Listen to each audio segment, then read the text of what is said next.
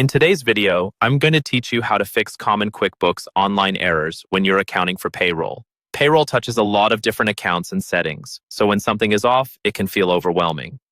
We're going to walk through some of the most common errors you'll see and how to fix them step by step in a way that actually makes sense as you're working in QuickBooks. Let's start with one of the big ones, the invalid payroll account error. This usually happens when QuickBooks is trying to post payroll to an account that no longer exists, was changed, or just isn't mapped correctly. To fix this, go to the gear icon in the upper right, then choose Payroll Settings. From there, look for the Accounting section. This is where your payroll accounts are mapped to your chart of accounts. Carefully review which accounts are selected for wages, taxes, and other payroll expenses. Choose the correct account from your chart of accounts for each category, then click OK to save. If things still look stuck, a useful trick is to temporarily switch the mapping to a different account, save it, and then switch it back. That simple refresh often clears the error. Next, let's talk about mapping or setup errors related to taxes and pay types. These problems show up when a pay type or tax isn't tied to the right account or was set up incorrectly from the start. The best thing you can do here is document everything. Make a clear list of which employees are affected, which pay periods are wrong, and exactly what needs to be corrected. Break it down by employee and by pay period so nothing gets missed. Once you have that, go back into your payroll settings and review each pay type and tax item to confirm they're mapped to the right accounts.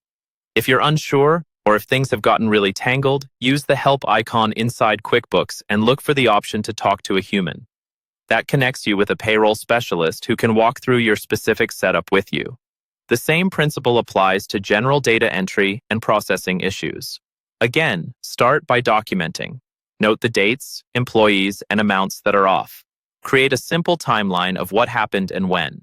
This makes it much easier to correct errors and to explain the situation if you need support. Once you've documented, you can then go back and carefully re-enter or adjust those transactions. Finally, for broader technical issues that may be affecting how QuickBooks behaves, a few basic troubleshooting steps can save you a lot of time. Restart your computer to clear any temporary glitches. Make sure you're running QuickBooks as an administrator, which can prevent permission-related errors. Check that your QuickBooks software is fully updated, since many bugs are fixed in newer releases. And if you're using QuickBooks Desktop, download and run the QuickBooks Tool Hub.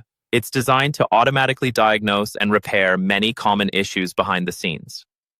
By checking your payroll account mapping, carefully documenting errors, reviewing your tax and pay type setup, and using these simple technical fixes, you can resolve most common payroll accounting problems in QuickBooks Online and keep your books accurate and up to date.